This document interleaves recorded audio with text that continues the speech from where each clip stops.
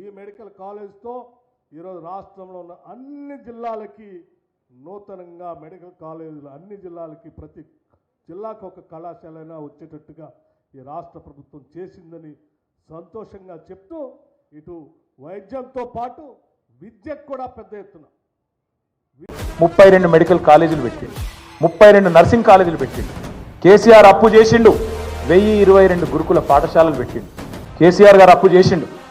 రైతు బంధు అనే పథకం పెట్టి రైతుల ఖాతాల్లో 70 లక్షల మంది రైతుల ఖాతాల్లో 73,000 కోట్ల రూపాయలు వాళ్ళ ఖాతాలు వేసిండు. కేసీఆర్ అప్పు చేసిండు. 29,000 కోట్ల రైతుల అప్పు తీర్చిండు. కేసీఆర్ అప్పు చేసిండు. 24 గంటల ఉచిత కరెంటు రైతులకు ఇచ్చి 60,000 కోట్ల వాళ్ళ భారాన్ని తాను తీసుకున్నాడు. ఎస్, కేసీఆర్ అప్పు చేసిండు. హైదరాబాద్లో 36 ఫ్లైఓవర్లు కట్టిండు. కేసీఆర్ అప్పు చేసిండు.